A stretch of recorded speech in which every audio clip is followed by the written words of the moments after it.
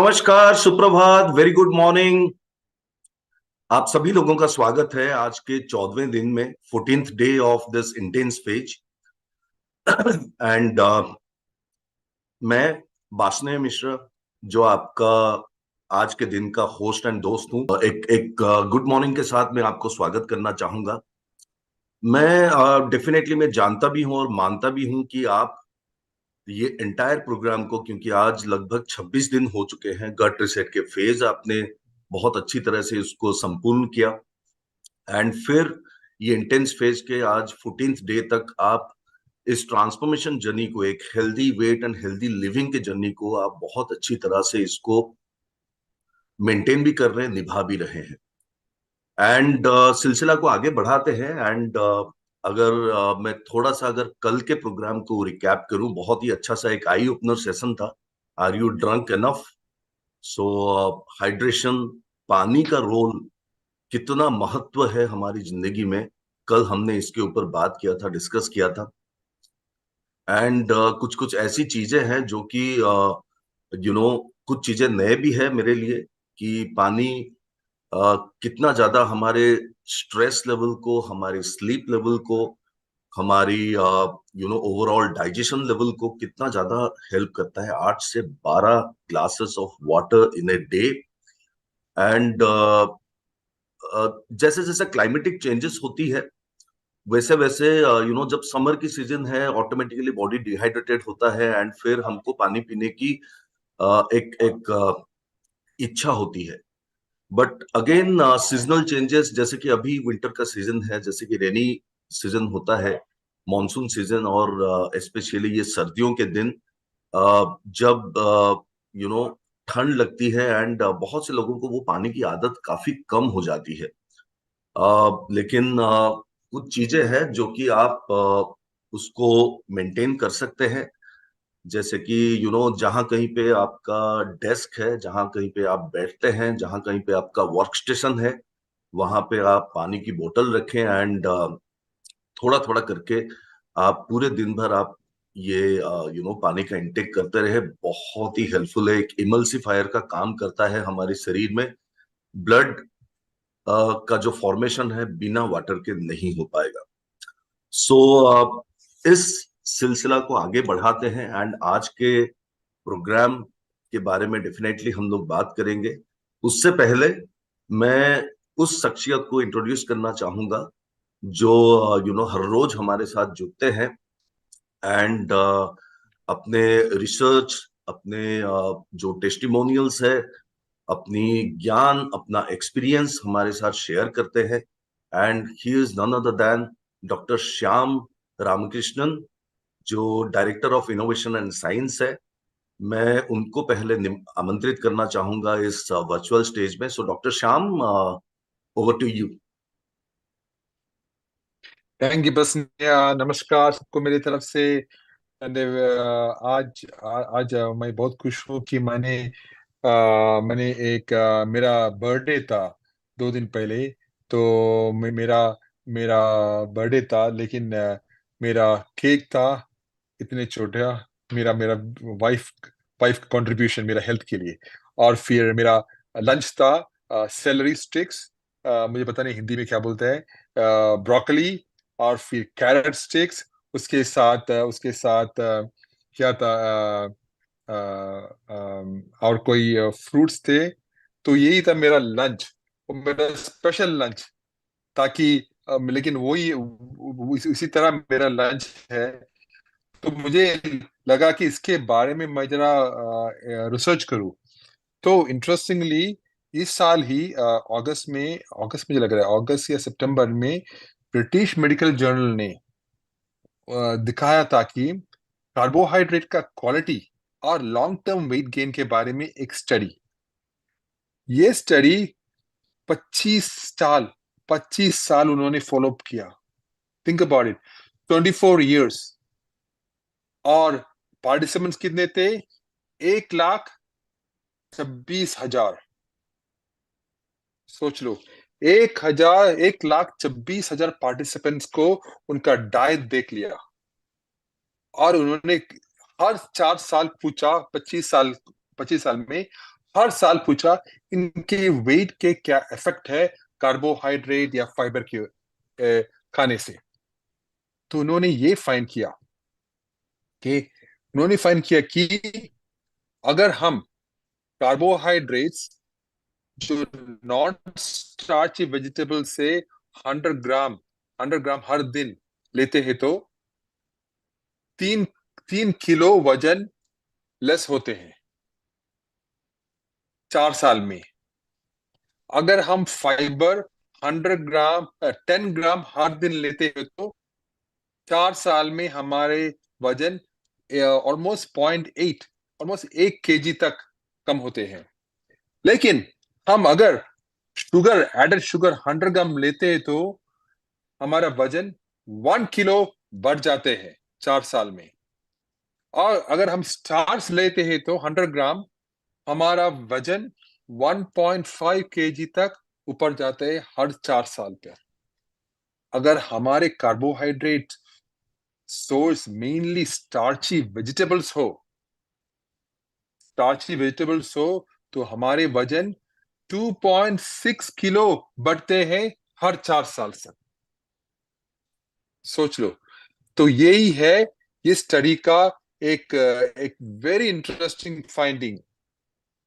तो मुझे पता है कि मुझे राइस बहुत पसंद है, मुझे वीट पसंद है, लेकिन हमारे खाने का हम खा रहे हैं हमारे प्लेट में। मैं जब भी इंडिया जाते हैं हमारे प्लेट में राइस भर के मिलते हैं। रोटी, वाइट रोटी और जो जो रिफाइंड फ्लावर्स हैं उसमें से हमारे कार्बोहाइड्रेट्स मिलते हैं। तो हाई ग्लाइसेमिक तो ये सब हाई ग्लाइसेमिक इंडेक्स है। तो क्या है कि हमारे फ्रूट्स हैं, कई फ्रूट्स हैं जो हाई ग्लाइसेमिक इंडेक्स, नान, बिरयानी, पिलाफ और पूरी जैसे डिशेस अक्सर और बड़े हिस्से में खाए जाते हैं, जो हमारे स्टडी के नतीजे को काफी प्रभावित करते हैं। तो ट्रेडिशनल स्नैक्स देखो, ट्रेडिशनल स्नैक्स और स्वीट्स जैसे कि समोसा से लेकर जलेबी, आलू टिक्की, हलवा और और और लस्सी, इस सब में सिंपल शुगर्स और रिफाइंड कार्बोहाइड्रेट्स काफी होते हैं। तो ये सब थोड़े अमाउंट तो हम खाकर हमारे वजन हर साल बढ़ते जा रहे हैं। लेकिन इसके मतलब है कि इंडियन डाइट में अच्छी तरह के नॉन स्टार्ची वेजिटेबल्स नहीं है, नॉन स्टार्ची फ्रूट्स नहीं है। बिल्कुल, हमारे इस इंडियन डाइट में कई नॉन स्टार्ची वेजिटेबल्स और फ्रूट भी शामिल है, जो इसके एक वाइटल पार्ट है। ये कम कार्ब्स वाले होते हैं और ग्लाइसेमिक इंडेक्स में भी कम होते हैं, जो डाइट को बैलेंस करते हैं। क्या है वेजिटेबल्स? पालक देखो, पालक, राइट, पालक, मेथी, सरसों जैसे लीफी वेजिटेबल्स, गोभी जैसे क्रूसिफरस वेजिटेबल्स, गोभी या आप ब्रोकली भी ले लो, ऐसे क्रूसिफरस वेजिटेबल्स, और कई प्रकार के गाउट्स है। फिर ये सब इस कैटेगरी में आते हैं, जैसे कि लो ग्लाइसेमिक इंडेक्स। इसके अलावा खीरा, बैंगन, कैप्सिकम, भिंडी और कई सारे कम स्टार्ची फ्रूट्स जैसे कि संतरा, नींबू, पपीता और अमरूद भी न्यूट्रिएंट से भरपूर होते हैं और हमारे ग्लाइसेमिक इम्पैक्ट के ग्लाइसेमिक इंडेक्स को बहुत अच्छी तरह से संभालते हैं। तो यही है। तो ये था मेरा आज का सोच कि मेरा डाइट कैसे है। तो मैंने सोचा कि कार्बोहाइड्रेट्स का क्या इम्पैक्ट है, और ये बीएमजी ब्रिटिश मेडिकल जर्नल का आर्टिकल इतना इम्पैक्टफुल था, तो मुझे लगा कि यही था, यही रखेंगे मेरा आज का सोच। तो ठीक है, बसनिया, आप स्टेज आपके पास।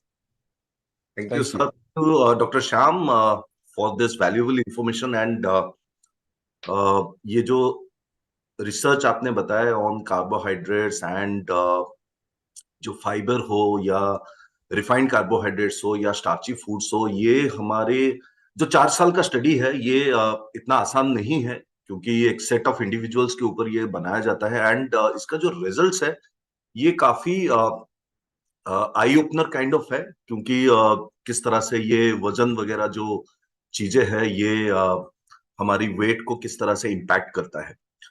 And thank you for this information. And चलिए आगे बढ़ते हैं। एंड आज के प्रोग्राम में आज का जो टॉपिक है, अनदर वेरी इंटरेस्टिंग टॉपिक, जो कि है हमारा BMR. What is BMR? Basal metabolic rate. And ये क्या है, इसके बारे में हम जानते हैं, इसके बारे में हम जानने की कोशिश करेंगे आज के सेशन में। एंड उसके लिए मैं जो हमारा जो स्पीकर है उनको बुलाना चाहूंगा। एंड उनका नाम है मिस शालिनी कुमारी, जो कि अपने under graduate and post graduate में मेरिट होल्डर है in the department of food and nutrition. And एक ढेर सारे इमेंस नॉलेज और एक्सपीरियंस के साथ वो हम हमारे साथ जुड़े हैं। एंड आई एम श्योर कि आज का जो सेशन है हमको बहुत सारा ज्ञान प्राप्त होगा इससे। सो चलिए, समय को जाया ना करते हुए मैं अपने स्पीकर को बुलाना चाहूंगा। Miss Shalini Kumari, you are welcome on the virtual stage. Thank you so much, sir, for inviting me. आप सबका स्वागत है 14 day of intensive period of Nutrilite live 360 healthy living and healthy weight program में। मैं आपके साथ आज बीएमआर के नॉलेज शेयर करने जा रही हूँ। जो बीएमआर है उसका मतलब होता है हमारा basal metabolic rate. Yes sir. तो जो हमारा बीएमआर है उसका मतलब ये होता है कि जब हम रेस्ट में हैं, हम कोई किसी तरह का कोई फिजिकल एक्टिविटी नहीं कर रहे होते हैं, लेकिन फिर भी हमारा इंटरनल ऑर्गन जैसे लीवर, किडनी, हार्ट वो कंटिन्यूअस काम कर रहा होता है और उनको काम करने के लिए एनर्जी चाहिए होता है। तो मिनिमम अमाउंट ऑफ एनर्जी जो उनको जरूरत होता है सारे फंक्शन को करने के लिए, डाइजेशन को करने के लिए, हमारे बॉडी टेम्परेचर को मेंटेन करने के लिए, उस एनर्जी रिक्वायरमेंट को, वो जो कैलोरी हमारा बर्न हो रहा है उसको हम बीएमआर कहते हैं। इसको समझते हैं ऐसे कि एक गाड़ी जो रोड पे नहीं चल रहा, वो कहीं जगह पे खड़ा है, लेकिन फिर भी उनका जो इंजन है वो कंटिन्यूअस अपना एनर्जी सप्लाई कर रहा होता है हॉर्न और लाइट को। ठीक वैसे ही हमारा बॉडी जब कभी कोई फिजिकल एक्टिविटी नहीं कर रहा होता है, हम रेस्ट में होते हैं, हमारे अंदर कोई किसी तरह का कोई टेंशन नहीं है, लेकिन फिर भी जो हमारे बॉडी को एनर्जी चाहिए, उस एनर्जी को हम बीएमआर कहते हैं। ये स्लाइड आपने पहले भी देखा होगा कि कैलोरी इन और कैलोरी आउट, मतलब जितना हम एनर्जी खाने के रूप में हम ले रहे हैं और जितना कैलोरी हम अपना एक्सरसाइज करके, फिजिकल एक्टिविटी करके हम रिलीज कर रहे हैं, उनका बैलेंस कितना इंपॉर्टेंट है।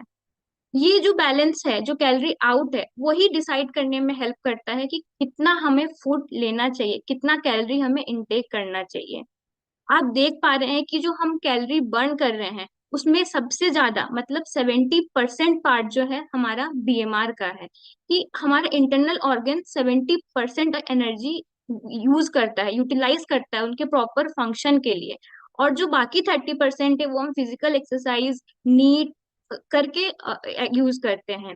नीट यानी कि नॉन एक्सरसाइज एक्टिविटी थर्मोजेनेसिस। जैसे कि हम जानबूझ के कोई एक्सरसाइज नहीं कर रहे, हम जानबूझ के कोई फिजिकल एक्टिविटी नहीं कर रहे, अननोइंगली हो रहा है। जैसे हम कहीं जा रहे हैं, वॉकिंग कर रहे हैं, घर के काम कर रहे हैं, हम खड़े होकर के काम कर रहे हैं, फिर भी हमारा एनर्जी जो है वो वेस्ट हो रहा है, हम कैलोरी आउट कर रहे हैं।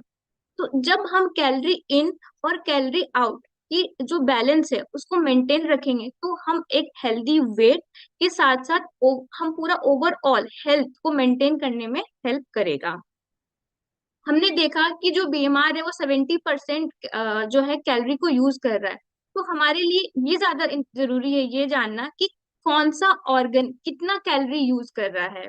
जैसे कि हमारा ब्रेन 17% कैलोरी यूज करता है, लीवर 19%, हार्ट 8%, किडनी 7% और मसल्स सबसे ज्यादा हमारा कैलोरी यूज कर रहा है जो है 20%।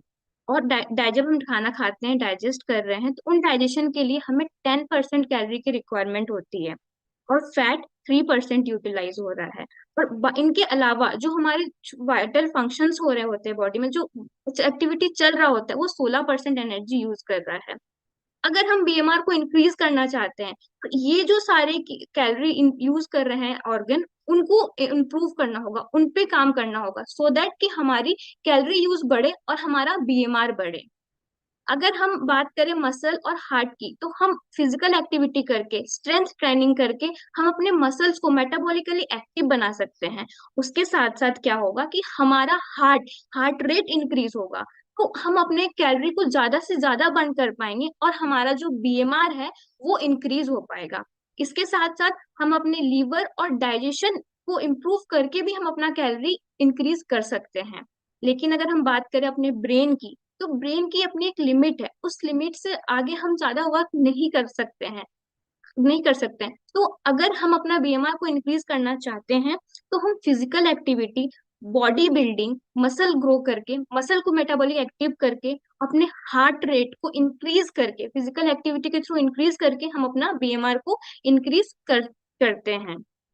अब मैं आप सबसे एक क्वेश्चन पूछना चाहूंगी कि अगर मैं 2 किलो कॉटन लूई और 2 किलो अगर मैं आयरन का बार लूं, तो उन दोनों में से कौन ज्यादा हैवी होगा? एग्जैक्टली दोनों की वेट ना सेम होगा। बट अगर मैं कॉटन की बात करूं, रुई की बात करूं, तो वो 2 केजी में भी बहुत ज्यादा स्पेस कवर करेगा, बहुत ज्यादा एरिया लेगा। ठीक वैसे ही अगर मैं फैट की बात करूं तो 2 केजी फैट और 2 केजी मसल वेट में तो बराबर होगा, लेकिन जो फैट है वो हमारे बॉडी में ज्यादा स्पेस कवर करेगा एज कंपेयर टू हमारा मसल। जब हम हमारे एक पर्सन है जिनकी बॉडी में ज्यादा फैट है और मसल कम है, इनका जो वेट होगा ना वो इक्वल हो सकता है उस पर्सन के जिनमें मसल ज्यादा है और फैट कम है। लेकिन जो डिफरेंस है वो हमारे बीएमआर में आएगी, जिनमें मसल ज्यादा है। क्योंकि मसल ज्यादा है तो मसल्स में, जिनकी मसल ज्यादा होती है उनमें बीएमआर ज्यादा होता है। कैसे? अब देखते हैं। अगर हम 1 केजी फैट को बर्न करते हैं तो हमारा 4 कैलोरी बर्न होता है। लेकिन अगर हम 1 केजी मसल को बर्न करते हैं तो 28 कैलोरी बर्न होता है। हम समझ पा रहे हैं कि 4 और 28 में कितना डिफरेंस है। अगर किसी के बॉडी में ज्यादा मसल्स है तो वो ज्यादा कैलोरी बर्न कर पाएगा। रेस्ट जब कोई फिजिकल एक्टिविटी नहीं कर रहा, एकदम रेस्ट में है, फिर भी वो ज्यादा कैलोरी बर्न करेगा एज कंपेयर टू एक पर्सन जिसके पास फैट ज्यादा है। अगर हम अपना बीएमआर को इंक्रीज करना चाहते हैं तो हम ये कोशिश करें कि हम अपने मसल को मेटाबॉलिकली एक्टिव करें और हम मसल मास को इंक्रीज बढ़ाएं, साथ साथ में हार्ट रेट को भी बढ़ाएं, तो हम इजीली अपना जो कैलोरी बर्न है रेस्टिंग कंडीशन में भी बढ़ा सकते हैं। आपके सामने 2 इमेज है। एक इमेज जो है सेडेंट्री, लेफ्ट साइड में जो है सेडेंट्री पर्सन है जिनकी जो फिजिकली इनएक्टिव है, कम फिजिकल एक्टिविटी करते हैं। वही जो हमारा बॉडी बिल्डर है जो ज्यादा स्ट्रेंथ ट्रेनिंग कर रहा है, उनमें ज्यादा मसल है। जो सेडेंट्री वाला जो लेफ्ट में है उनकी मसल परसेंट 20 है और बॉडी परसेंट 35 है। लेकिन जो बॉडी बिल्डिंग करता है उसकी मसल 70% है और बॉडी फैट 10% है। इन दोनों की वेट, हाइट सेम है, यानी कि बीएमआई सेम है। बीएमआई सेम रहने के बाद भी अगर मैं बात करूं बीएमआर की, तो बॉडी बिल्डर के पास ज्यादा बीएमआर है क्योंकि वो ज्यादा एक्टिव है, फिजिकली एक्टिव है। और जो सेडेंट्री वाले पर्सन है उनकी बीएमआर कम होगी।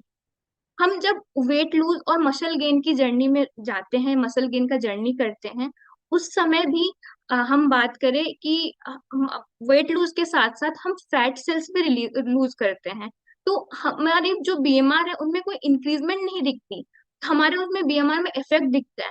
तो इसमें घबराने वाली कोई बात नहीं है, ये एक नॉर्मल कंडीशन है जहाँ पे वेट लूज, फैट लूज के साथ साथ हमारा बीएमआर भी इफेक्ट होता है। अब जब हम फैट लूज करते हैं तो हमारे बॉडी में एक लेप्टिन नाम का एक हार्मोन होता है जो हमें हमें सटाइटी प्रोवाइड कराता है, हमारे ब्रेन को सिग्नलिंग देता है। साथ साथ में ये हमें एक फीलिंग ऑफ फुलनेस, हमें भरा भरा सा फील करवाता है। ये हॉर्मोन्स भी कम होते हैं। जब ये कम होता है तो हमारा बॉडी जो है एक पावर सेविंग मोड में चला जाता है, एनर्जी सेविंग मोड में चला जाता है। ठीक वैसे ही जब हमारे मोबाइल में अगर बैटरी लो हो जाती है, उस कंडीशन में हमारा फोन जो है वो पावर सेविंग मोड में चला जाता है।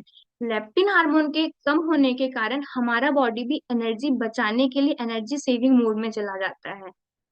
एक है ग्रेलिन हार्मोन जो लेप्टिन हार्मोन के ऑपोजिट काम करता है। ये हार्मोन क्या करता है, हमें भूख लगने, हमारे हंगर को बढ़ाता है। क्या होता है कि जब ये हमारा हार्मोन्स जो है वो एनर्जी सेविंग मोड में चला जाता है। उस केस में अगर हम फिजिकल एक्टिविटी कर रहे हैं, हम एक्सरसाइज भी कर रहे हैं, तो क्या होता है, लेस कैलोरी बर्न होता है। सेम फिजिकल एक्टिविटी करने के बावजूद हम पुराना जो एक्सरसाइज कर रहे हैं करने के बावजूद हमारा लेस कैलोरी बर्न हो रहा है। उस केस में हमारा बीएमआर में कोई चेंजेस नहीं दिखता। हमारा जो एनर्जी एक्सपेंडिचर है कम हो जाता है, हमारा बीएमआर कम हो जाता है, हमारी नीड कम हो जाती है, हमारी थर्मोजेनिक इफेक्ट ऑफ फूड कम हो जाता है। ये सब कभी ना कभी एक बार अपने लाइफ में एक्सपीरियंस किए होंगे, लेकिन इससे घबराने वाली बात नहीं है, इसको हम ओवरकम कर सकते हैं। इसको ओवरकम करने के लिए हम अपने डाइट में, अपने एक्सरसाइज के पैटर्न में, अपने फिजिकल एक्टिविटी के पैटर्न में और अपना लाइफस्टाइल मैनेज करके हम इसको इम्प्रूव कर सकते हैं। हम अपनी बॉडी को एक तरह के एक्सरसाइज से हैबिचुएट नहीं करना है, हमें उनको रोटेट करते रहना है, सो दैट हमारा बॉडी जो है वो उसको अडेप्ट ना करे और हमारी जो बीएमआर है वो इफेक्ट ना हो। मसल बिल्डिंग के साथ साथ हमारा बीएमआर जो है वो इंक्रीज होता रहे। हमने ये तो बात करी कि अगर बीएमआर इंक्रीज करना है तो हमें मसल मास इंक्रीज करना होगा, साथ साथ में अपना हार्ट रेट इंक्रीज करना होगा। तो हम अपना मसल मास को कैसे इंक्रीज करें, ये भी तो हमारे सामने एक सवाल बन के आ रहा है। अगर हम अपना मसल मास को इम्प्रूव करना चाहते हैं तो हमारे डेली रूटीन में हमें फिजिकल एक्टिविटी को लाना होगा, एक्सरसाइज करना पड़ेगा। साथ साथ में प्रोटीन, बचपन से सुनते आ रहे हैं कि प्रोटीन हमारे लिए एक बॉडी बिल्डिंग फूड है। हमें प्रोटीन का इंटेक पर ध्यान देना होगा, क्योंकि यही प्रोटीन हमारे मसल्स को वियर एंड टियर से बचाएगा, रिपेयर करने में हेल्प करेगा। साथ साथ में हम अगर खड़े होकर के काम करें, सिटिंग है लेकिन फिर भी हम मैनेज करके कहीं पे खड़े होकर काम करें, तो हमारा जो मसल्स है वो मेटाबॉलिकली एक्टिव होगा और ये हमारे मसल मास को इम्प्रूव करने में हेल्प करेगा। साथ साथ में अगर हम स्पाइसी फूड खाएंगे तो इससे क्या होगा, हमारा थर्मोजेनिक इफेक्ट ऑफ फूड होगा, और थर्मोजेनिक इफेक्ट फूड होते ही हमारा कैलोरी बर्न जो है वो इंक्रीज होगा और हमारा मसल मास बढ़ेगा। मोस्ट इम्पॉर्टेंट, हमें ये ध्यान रखना है कि हमें एक अच्छा स्लीप लेना है, अच्छा नींद लेना है। आजकल की इतनी ज्यादा बिजी शेड्यूल की वजह से हमारा जो नींद स्लीपिंग पैटर्न है ना वो खराब हो रहा है, लेकिन हमारा मसल मास को इम्प्रूव करने के लिए हमारा नींद भी बहुत ज्यादा इम्पोर्टेंट है। जैसे हमने बोला कि मसल मास को इंक्रीज करने के लिए हमें चाहिए, हमारा जो है उनमें फिजिकल एक्टिविटी लाना है। फिजिकल एक्टिविटी में भी हम रेसिस्टेंस ट्रेनिंग और हाई इंटेंसिव वर्कआउट करेंगे। कैसे? अगर हम कोई फिजिकल एक्टिविटी कर रहे हैं, स्ट्रेंथ ट्रेनिंग कर रहे हैं, तो हमारे मसल्स के अंदर छोटे छोटे इंजरीज, वियर एंड टियर होता है। जब हमारा बॉडी उन वियर एंड टियर को बनाता है, उन वियर एंड टियर को जैसे ठीक करने की कोशिश करती है, उस प्रोसेस में क्या होता है कि एक नया मसल भी जनरेट होता है, एक नया मसल सिंथेसिस होता है। रेसिस्टेंस ट्रेनिंग जैसे कि हमारा स्ट्रेंथ ट्रेनिंग हो गया, या हमने वेट लिफ्ट किया, वेट लिफ्ट करने के टाइम पे अगर मसल्स में थोड़ी बहुत फ्रिक्शन होती है और उसमें हमें इंजरी होती है, उसको रिपेयर करेगा हमारा बॉडी, एक नया मसल जनरेट होगा। हम मैं एग्जांपल के तौर पे समझाती हूँ। अगर हमें एक अपने हाथ में वेट लेके मैंने पुल और पुश किया, हमारे मसल्स, हैंड के मसल्स कंटिन्यूअस रब हुए और उसमें इंजरी हुई, उनको जब हमारा बॉडी रिपेयर करा तो उस रिपेयर करने के प्रोसेस के टाइम पे हमारा एक नया मसल जनरेट हुआ और हमारा मसल मास इंक्रीज हुआ। साथ साथ में हाई इंटेंसिव वर्कआउट की अगर मैं बात करूँ तो क्या होता है कि ये एक ऐसी एक्टिविटी है, एक्सरसाइज है, जहाँ पे हम बहुत ज्यादा हाई इंटेंसिव एक्सरसाइज करते हैं थोड़े थोड़े पीरियड के लिए, फिर थोड़ा सा रेस्ट लेते हैं और फिर हाई इंटेंसिव वाला वर्कआउट करते हैं। तो ये साइकिल जो है वो कंटिन्यूअस चलता रहता है। उस केस में क्या होता है, हमारी हार्ट रेट इंक्रीज होती है, और हार्ट रेट इंक्रीज होने के साथ साथ हमारा जो बीएमआर है वो इंक्रीज होता है। तो आप देख पा रहे हैं कि फिजिकल एक्टिविटी करना कितना जरूरी है हमारा पूरे वेट को मैनेज करने में, साथ साथ हमारा पूरा ओवरऑल हेल्थ को मेंटेन करने के लिए। दूसरा फैक्टर है हमारा प्रोटीन। जैसे कि हम प्रोटीन को अपने डाइट पे लेते हैं, हम प्रोटीन को हम खाते हैं, तो हमारा प्रोटीन डाइजेस्ट होता है जाकर के, और डाइजेस्ट होने के बाद वो अमाइनो एसिड्स रिलीज करते हैं। वो अमाइनो एसिड्स क्या करते हैं कि प्रोटीन को बनाने में हेल्प करता है, मसल्स को बनाने में हेल्प करता है। वो मसल्स क्या होते हैं, अगेन हम फिजिकल एक्टिविटी करके ब्रेक करते हैं, फिर अमाइनो एसिड रिलीज होता है और फिर अगेन वो मसल्स को सिंथेसिस करने में हेल्प करता है। तो ये साइकिल जो है वो चलता ही रहता है।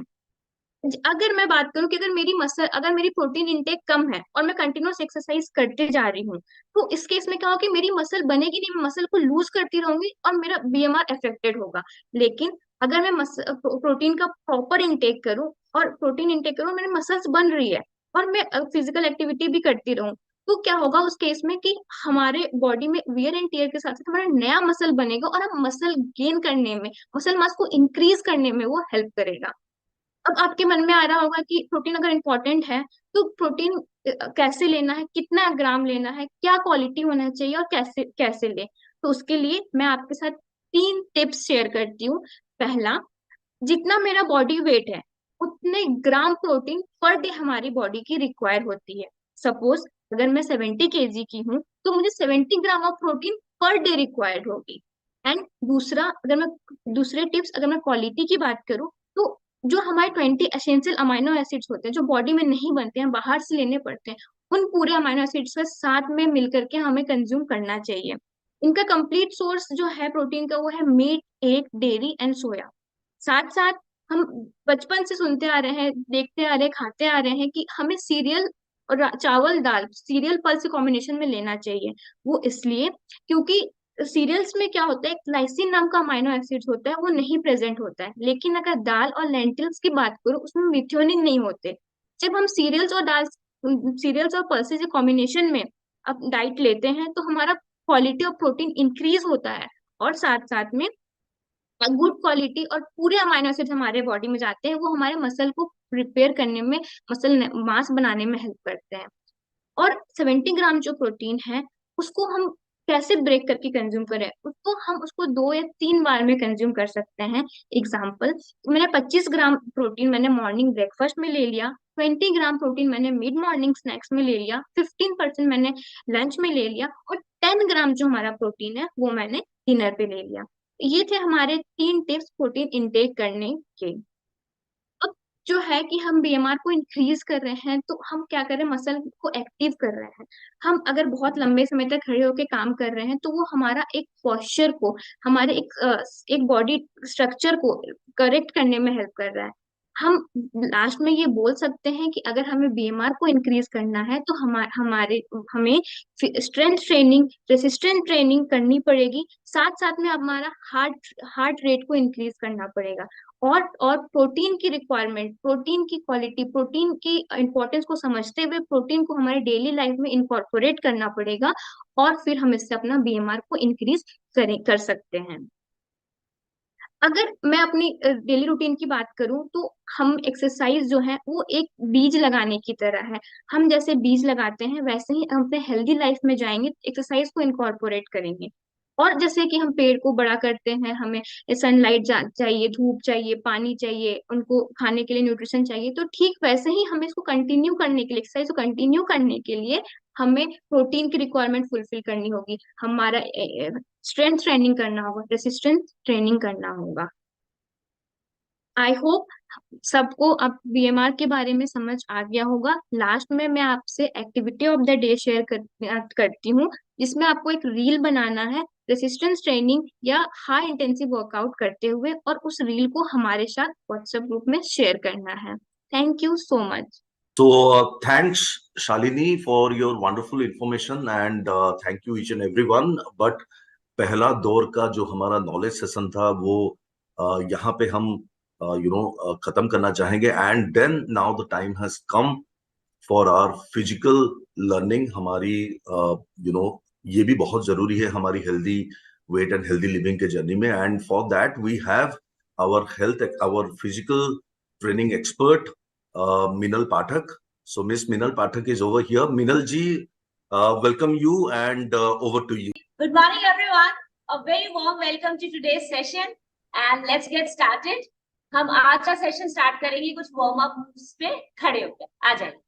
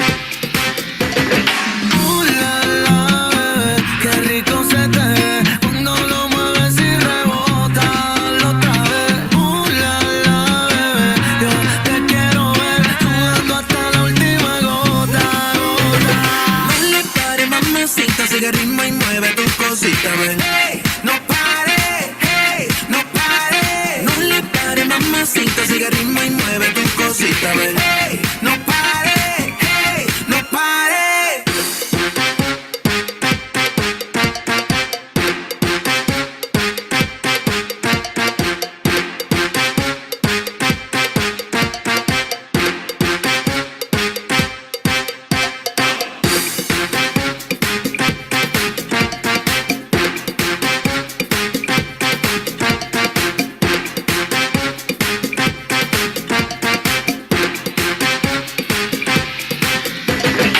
Só vem aqui pra te ver, bebê parou porque eu tô com água na boca. Cadê você quebrando? Rebolando a noite inteira, daquele jeito que só você sabe fazer. Dale, pare, mamacita, sigue el ritmo y mueve tu cosita, ven. Hey, no pare, hey, no pare. No le pare, mamacita, sigue el ritmo y mueve tu cosita, ven. Hey, no pare, hey, no pare.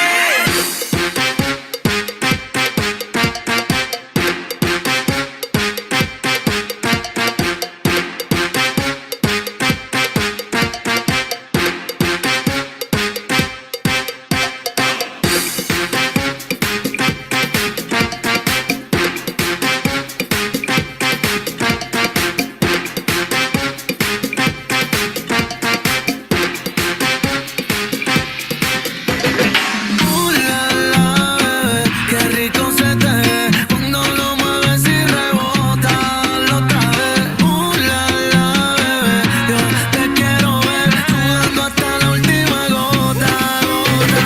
No le pare, mamacita, sigue el ritmo y mueve tu cosita, ven. Hey, no pare, hey, no pare. No le pare, mamacita, sigue el ritmo y mueve tu cosita, ven. Hey, no pare, hey, no pare.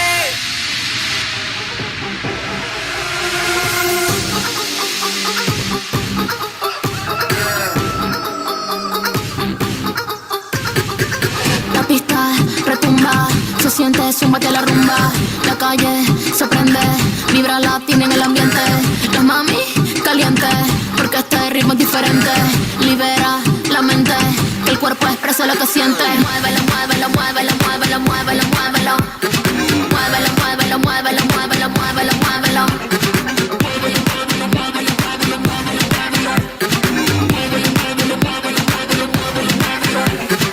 Muévelo, te lo vuelo, te lo vuelo, te lo vuelo, te lo vuelo, te lo vuelo, te lo vuelo, te lo vuelo, te lo vuelo, te lo vuelo. Llegó el baile que a todos domina, que te sube la bilirrubina. En el barrio suena la bocina, que el party ya empieza y que no se termina. Mueve el cuerpo como te provoque, la cintura marcando el rebote. 7 días bailamos en el bote, pero por la noche la disco que explote. La disco que explote. La disco que explote. Muévelo, muévelo, muévelo, muévelo, muévelo, muévelo. Muévelo, muévelo, muévelo, muévelo, muévelo, muévelo.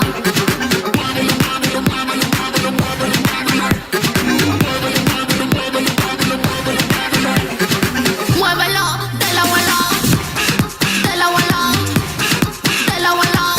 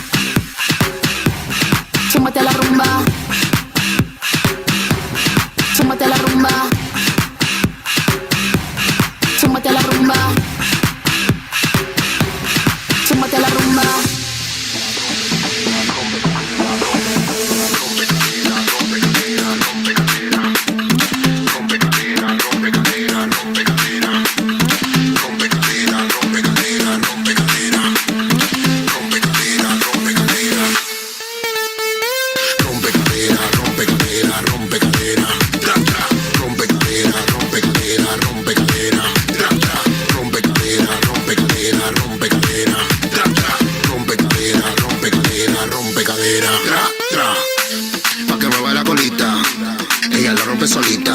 Tú a mí me buscaste, ya no quiero soltarte, pa' que me vaya la colita. Ella la rompe solita. Tú a mí me buscaste, sé que quieres bailarme, pa' que me vaya la colita. Ella la rompe solita. Tú a mí me buscaste, ya no quiero soltarte, pa' que me vaya la colita. Ella la rompe solita. Tú a mí me buscaste, sé que quieres bailarme. Rompe cadera, rompe cadera, rompe cadera. Tra, tra. Rompe cadera, rompe cadera, rompe cadera. Tra, tra. Rompe cadera, rompe cadera, rompe cadera. Tra, tra. Rompe cadera, rompe cadera, rompe cadera. Tra, tra. Rompe, rompe, tra. Rompe, tra, tra. Rompe, rompe, tra. Rompe, tra, tra. Rompe, tra. Rompe, tra, tra. Rompe, rompe cadera. Tra, tra. Pa' que me va la colita. Ella la rompe solita. Tú a mí me buscaste, ya no quiero soltarte, pa' que me va la colita. Ella la rompe solita. Tú a mí me buscaste, sé que quieres bailarme, pa' que me va la colita. Ella la rompe solita. Tú a mí me buscaste, ya no quiero soltarte, pa' que me va la colita. Ella la rompe solita. Tú a mí me buscaste, sé que quieres bailarme. Rompe cadera, rompe cadera, rompe cadera. Tra, tra. Rompe cadera, rompe cadera, rompe cadera. Tra, tra. Rompe cadera, rompe cadera, rompe cadera. Tra, tra. Rompe cadera, rompe cadera, rompe cadera. Tra, tra. Rompe, rompe, tra. Rompe, tra, tra. Rompe, rompe, tra. Rompe, tra, tra. Rompe, rompe, tra. Rompe, tra, tra. Rompe, rompe cadera. Tra, tra.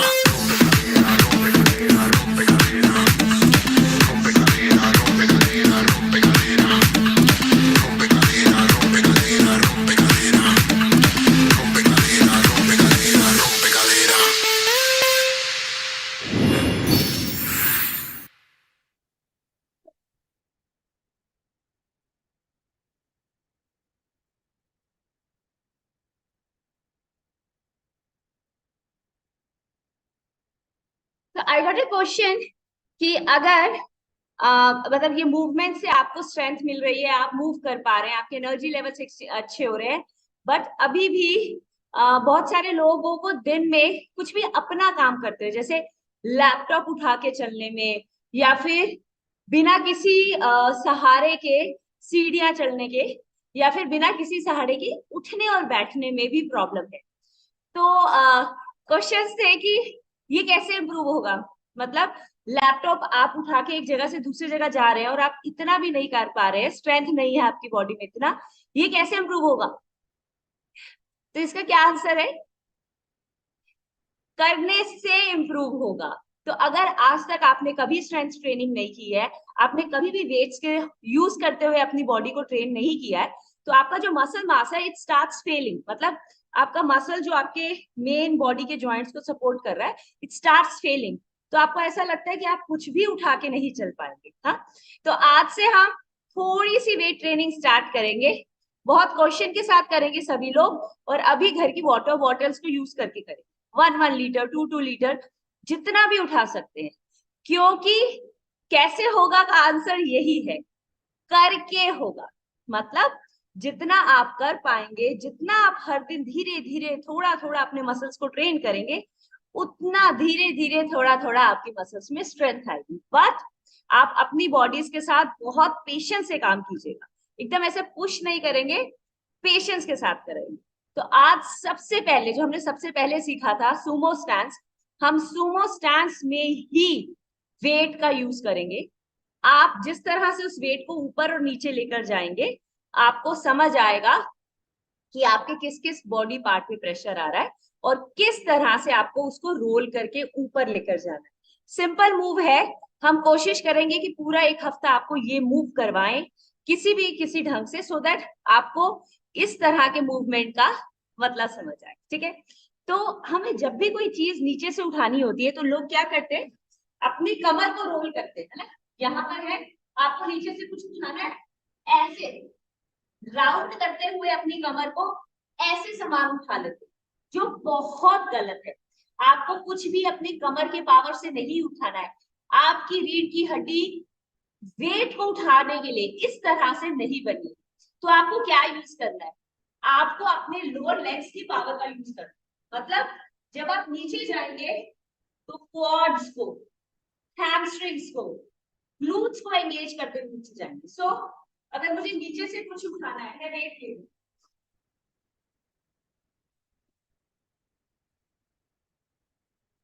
अगर मुझे नीचे से कुछ उठाना है तो मैं क्या करूंगी, मैं अपने टांगों को हल्का सा खोल लूं, ऐसे हिप विड्थ, जितने मेरे हिप्स का डिस्टेंस है उतना। उसके बाद अपने कोर मसल्स को, जिसकी हम ट्रेनिंग इतने दिनों से कर रहे हैं, मैं अपने कोर मसल्स को एंगेज करूंगी, अपने स्पाइन को सपोर्ट करूंगी और ऊपर आते हुए अपनी लोअर बॉडी की पावर से ऊपर। तो कोर को एंगेज करूंगी, अपनी लोअर बॉडी की पावर से नीचे जाऊं। अब ये जो नीचे जाने का तरीका है, ये सीखना बहुत जरूरी है, क्योंकि बहुत सारे लोग अपनी कमर को आगे की तरफ पुश करते हुए ऐसे नीचे जाते। किस चीज पे प्रेशर आ रहा है, घुटनों पे। आपने जिस मसल को हम यूज करने को बोल रहे हैं वो तो यूज ही नहीं हो रहा है, तो क्या करेंगे, अभी हम इतने दिनों से बिना वेट्स के सुमो कर रहे हैं, है ना, तो सुमो नहीं करेंगे, बिल्कुल ऐसे नहीं जाएंगे, बट हाँ थोड़ा सा नाभि को अंदर की तरफ खींचिए, ग्लूट्स को एंगेज कीजिए, क्वाड्स को एंगेज करिए, पीछे की तरफ जैसे आप कमोड पे बैठे हो इस तरह से नीचे जाइए। और अब जब आप नीचे जाएंगे तो हिप से हिंज करते हुए, चाहे जमीन पे पड़ा हो, हिप से हिंज करते हुए वेट उठा देना, है ना। अगर ये आपका बच्चा भी है ना तो भी ऐसे ही उठाएंगे। अगर ये आपका बच्चा बैठा है और आपको अपने बच्चे को गोदी में उठाना है तो कैसे गोदी में उठाएंगे, ऐसे नहीं इधर से खींच के, ऐसे तो बिल्कुल भी नहीं। वेट को अपनी बॉडी से कभी भी दूर नहीं रखेंगे। इस तरह से क्या करेंगे, कोर एंगेज करेंगे, नीचे की तरफ जाएंगे, ये बेबी है इसको पास लेकर आएंगे, अपने साथ उठा। आप किसी भी वेट को ऐसे करके बिना एंगेजमेंट के हवा में नहीं उठाए, ठीक है। तो सबसे पहली मूव ये है कि हम सुमो में नीचे जाएंगे, वेट को ऊपर लेकर आएंगे, अपने हाथों से रोल करेंगे और फिर ऊपर की तरफ पुश करें। 3 मूवमेंट्स है, बट एक ही फ्लो में, नीचे से रोल करते हुए ऊपर, रोल से ले जाके सीधा अप। जैसे पानी की बोतल है, पानी की बोतल को साइड साइड में पकड़ी ऐसे।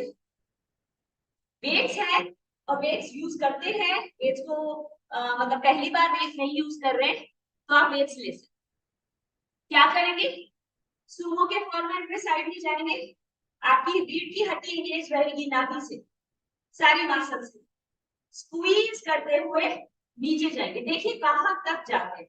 आज जरूरी नहीं है पूरा नीचे जाना, जरूरी नहीं है कि पूरा इतने नीचे जाओ, जहां तक जा सकते हो जाओ, वहां से यहाँ स्क्वीज करेंगे, ठीक है, और फिर ऊपर, फिर वापस स्क्वीज करेंगे, खोलेंगे, नीचे,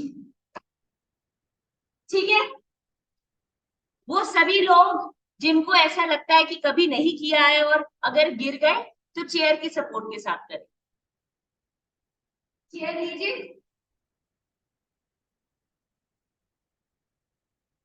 कोर को एंगेज रखिए, वेट को पकड़िए, वेट के साथ नीचे जाइए, स्क्वीज करते हुए ऊपर आइए और हाथों के साथ नीचे। लेकिन जब आप नीचे जाएंगे तो भी हिप से हिंज करते हुए जाएंगे, यहां से हिप्स को हिंज करेंगे आगे तक, ये ऐसे नहीं, ऐसे नहीं, है ना, ये खोल के ये एंगेज करके हिप से हिंज करेंगे, ये रोल करेंगे और फिर ऊपर। क्लियर। तो आइडिया हमारा ये है कि हम धीरे धीरे बॉडी में स्ट्रेंथ लेकर आएंगे और उसको स्ट्रेंथ को लाने का तरीका ये है कि अपनी बॉडी को नॉर्मली बिना किसी पैनिक मोड के, बिना किसी स्ट्रेस मोड के आप सिखाइए, सिखाइए, सिखाइए। आप स्टार्ट करेंगे 2 किलो से, 3 किलो से, 4 किलो से, और आपकी बॉडी धीरे धीरे अपनी एंड्योरेंस बढ़ाए। हाँ, 3 सेट करेंगे, कोशिश करेंगे 15 से 20 रेप्स के 3 सेट करें। ये 5 किलो का वेट है, मुझे बहुत हल्का लग रहा है, लेकिन आप सब एकदम से अपने आप को 5-10 में पुश मत कीजिएगा। हाँ, आज करके देखिए। इनफैक्ट वो सभी लोग जो भी वेट लेने के लिए कंफर्टेबल फील ही नहीं करते, पानी की बोतल भी आज नहीं उठ पा रही है हाथों से, कोई बात नहीं, एक चद्दर ले लीजिए, एक तौलिया ले लीजिए, एक कुशन ले लीजिए, कुछ भी ले लीजिए, मतलब हाथों से छूटिएगा, हाथों से छूटना नहीं चाहिए, वेट की जरूरत नहीं है। एक कुशन ले लीजिए, अपने हाथों की पूरी मूवमेंट खोलिए, ये है, नीचे जाएगा, स्क्वीज होगा, ऊपर आएगा, ये नीचे जाएगा, स्क्वीज होगा, ऊपर आएगा, ये नीचे जाएगा, स्क्वीज होगा, ऊपर आएगा, नीचे। अब देखिए, जब मैं नीचे जा रही हूँ, ये बहुत जरूरी है कि नीचे जाते हुए आप ये नहीं करें, आगे की तरफ फॉरवर्ड फोल्ड नहीं है, मूवमेंट रीढ़ की हड्डी से नहीं आ रही है, मूवमेंट लोअर बॉडी की मूवमेंट से आ रही है ना। तो आप साइड से देखिए, ऐसे नीचे जाएंगे, ऐसे, ये मतलब क्वाड्स एंगेज हुए, ग्लूट्स एंगेज हुए, लोअर लंबर स्पाइन एंगेज हुआ, इस तरह से नीचे गए, रोल किया, ऊपर, नीचे, ऊपर, नीचे, ऊपर, नीचे, ऊपर, नीचे। किसी को चक्कर आ रहे हैं, ऐसा लग रहा है कि ऊपर नीचे जाने से बॉडी में थोड़ा ब्लड फ्लो इंक्रीज हो रहा है, डिजी लग रहा है, तो दीवार के साथ खड़े होके कीजिए, दीवार के साथ खड़े हो जाइए।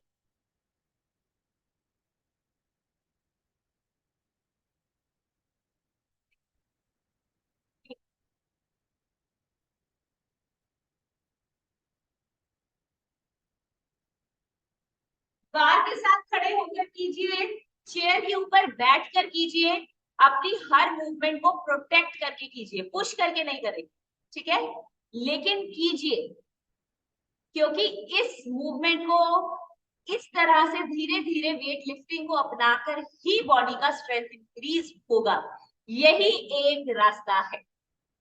मैं थोड़ा सा हैवी वेट लेती हूँ, एक सेकंड।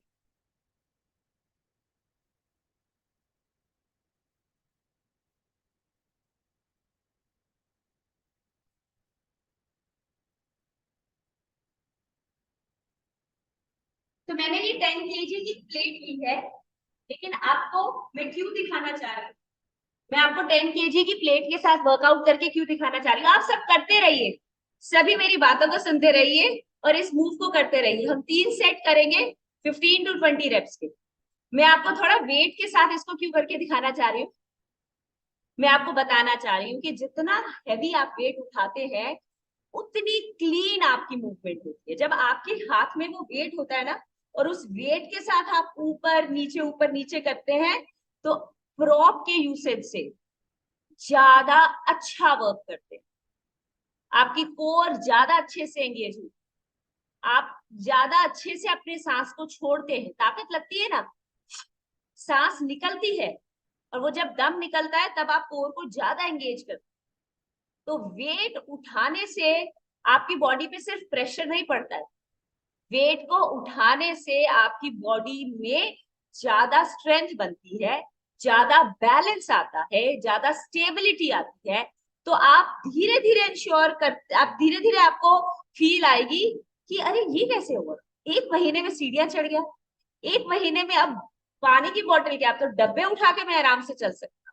लेकिन कॉशन बहुत जरूरी है। मैंने जिस तरह से बताया कि वेट आपकी बॉडी से दूर नहीं होगा, ऐसे उठा के दिवाली के डब्बे नहीं चलेंगे, वेट को अपनी बॉडी के पास रखेंगे, अपने ग्लूट्स, हमेशा याद रखिए आपका जो ग्लूट्स है आपकी बॉडी का सबसे स्ट्रॉन्ग पार्ट है, जितना ग्लूट्स को एंगेज करके रखेंगे उतना अच्छा काम। एक सेट मेरे साथ भी करते हैं हम। लंबी गहरी सांस लेंगे। जब आपके हाथ में वेट होता है ना, आपकी बॉडी ज्यादा स्टेबिलिटी से काम है ना। तो वो सभी लोग जो थोड़ा डर रहे हैं वेट को उठाने से, बिल्कुल मत डर। हमारी जो ये प्रोसेस है वो इतनी स्लो है कि बहुत आराम से कर सकते हैं। पानी की बोतल, कुशन, चद्दर, टॉवल, किसी भी चीज के साथ स्टार्ट। नीचे जाएंगे, पूरा रोल करते हुए ऊपर आएंगे, स्ट्रेच करते हुए ऊपर, पूरा पुश करेंगे। पीछे जाऊंगे थोड़ा। हाँ, फिर दूसरा रोल करते हुए वापस और पुश करते हुए नीचे। फिर 2 up and down, 3 up and down, 4 up and down, 5 up and down, 6 up and down, 7 up and down, 8 up and down, 9 up and down, 10 up and down, 11 up and down, करते रहिए 12 up and down, last 3, 13 up and slowly down, 14 up, down, 15 up and down. 3 set. Mat पे आ जाइए। किसी को भी इस move से हल्का सा भी प्रेशर आया हो स्पाइन पे, बिल्कुल ही डरिएगा मत कि ओह कैसा स्ट्रेच आ गया बॉडी में। आराम से रिलैक्स कीजिए, बैठ के आइए, स्क्वीज कीजिए अपने नी को, रिलैक्स कीजिए दूसरे नी को, सीधा नहीं छोड़ेंगे अभी। देखिए कहां तक रिलैक्स कर सकते हैं और फिर स्ट्रेच कीजिए। पूरी रीढ़ की हड्डी को अच्छे से स्ट्रेच कीजिए। दूसरी साइड, नीज को अंदर करते हुए लेंथन करते हुए स्पाइन स्ट्रेच।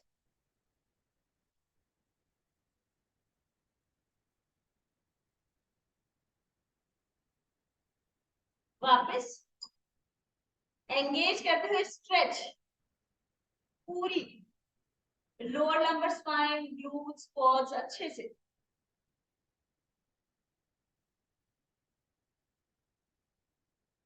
दूसरी साइड स्क्वीज करते हुए स्ट्रेच करेंगे।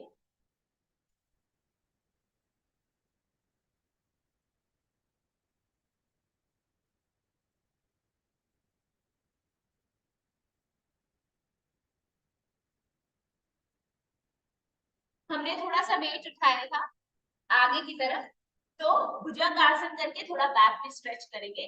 दोनों हथेलियों को चेस्ट के पास रखेंगे, लंबी गहरी सांस के साथ ऊपर।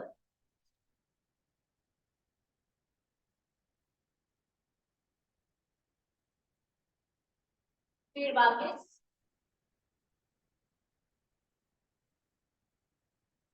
फिर से लंबी गहरी सांस ऊपर की तरफ।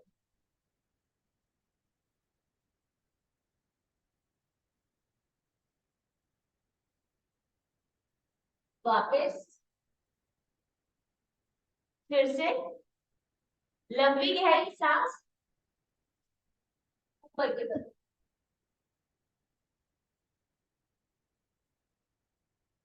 एंड वापस स्ट्रेच करते हुए नीचे नीचे पूरा रिलैक्स करेंगे।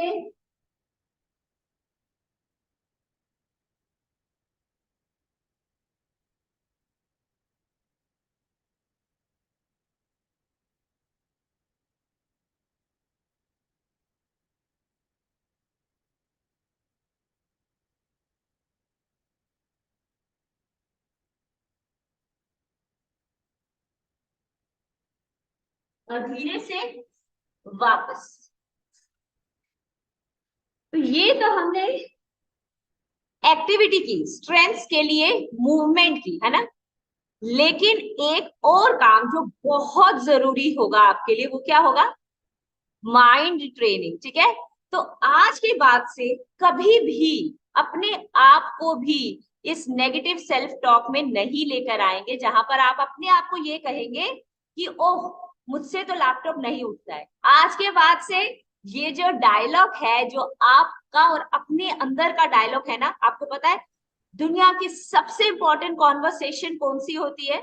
जो आप अपने आप से करते हैं, और वो बहुत ज्यादा हार्मफुल तब हो जाती है जब आपको ये पता नहीं लगता है कि आप उससे अपने माइंड को ट्रेन कर रहे हैं। तो आज से क्या बोलेंगे? अरे वाह, सिंपल सी मूव की और आज से मैं अपना लैपटॉप खुद अपने हाथों में उठा पा रहा हूं। ये टॉक जो आप अपने आप से पॉजिटिविटी के साथ करेंगे ना, कॉन्फिडेंस के साथ करेंगे, ये आपका माइंड मसल कनेक्शन बदल देगा। आज से अपने आप को क्या करेंगे? अरे वाह, मैं जो ट्रेनिंग कर रहा हूं ना, बड़े आराम हो गया, मैं तो बहुत आराम से सब कुछ उठा लेता हूं। ये चेंज कर दीजिए, और इस चीज को मेरे कहने से चेंज नहीं करेंगे, इस चीज को अपने बिलीफ से चेंज करेंगे, अपने कॉन्फिडेंस से चेंज करेंगे कि हाँ मैं कर सकता हूं, मैं कर पा रहा हूं, और मैं कंसिस्टेंटली कर चुका हूं। ठीक है, इस तरह से अपने आप को बिल्ड कीजिए। ऐसा विजुलाइज कीजिए कि आप खड़े हैं और आपके सामने आप ही खड़े हैं, और आप अपने आप को निखार रहे हैं। आपने देखा है कैसे गोल्ड स्मिथ या स्टोन पर्सन कैसे काम करता है ना? विजुलाइज कीजिए कि आप अपनी बॉडी पे काम कर रहे हैं, आप ही अपने आप को बना रहे हैं, क्योंकि यही सच है। जिस तरह के काम आप करते हैं, जिस तरह का एक्शन आप करते हैं, जिस तरह के थॉट्स आप करते हैं, आप धीरे धीरे अपने आप को बनाते हैं, है ना। तो कैसा बनाएंगे अपने आप को? ये ऐसे वाला स्ट्रॉन्ग, कॉन्फिडेंट, पावरफुल, सिर्फ बॉडी से नहीं, दिमाग से। Thank you so much everyone, thank you. Wow, क्या फैंटास्टिक नॉलेज और कितना इम्पोर्टेंट इन्फॉर्मेशन आज हम लोगों को मिला है इस नॉलेज सेशन से। यही नॉलेज से हम लोग क्या करेंगे ना, हम लोग जो rest of life and ever हम लोग बेहतर एंड बेहतर रह सकेंगे। एंड सेकंड जो पार्ट था, एक्सरसाइज पार्ट जो मिनाल पाठक जी हम लोगों को सिखाया, कितना सिंपल स्टेप, कितना सिंपल एक्सरसाइज करके हम अपने बॉडी को फिट रख सकते हैं। और एक्सरसाइज करने के बाद क्या होता है ना, पूरा दिन हम लोगों को माइंड कितना पीस रहता है। तो चलिए अब जो पार्ट है वो है हेल्दी न्यूट्रिशियस कुछ रेसिपी। क्यों ना, न्यूट्रिशियस तो बहुत ज़रूरी है। अगर न्यूट्रिशियस फूड हम लोगों को नहीं मिलेगा तो बाकी जो नॉलेज एंड एक्सरसाइज वो उतना काम में नहीं आएगा। तो चलिए देख लेते हैं आज का जो हेल्दी रेसिपी है वो।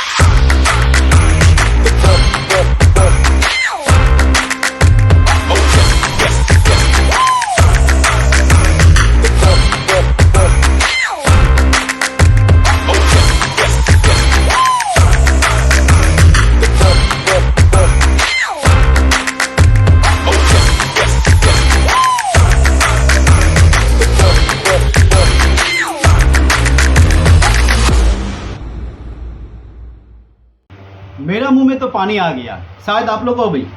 देखिए कितने सिंपल इंग्रेडिएंट्स है जो हम लोग का घर में इजीली अवेलेबल है, उससे हम लोग कितना हेल्दी एक ड्रिंक्स बना सकते हैं। और उसके साथ प्रोटीन पाउडर और फाइबर देते तो वो और लाजवाब हो जाता है और हेल्दी हो जाता है, हेल्दी न्यूट्रिशियस ड्रिंक्स हो जाता है।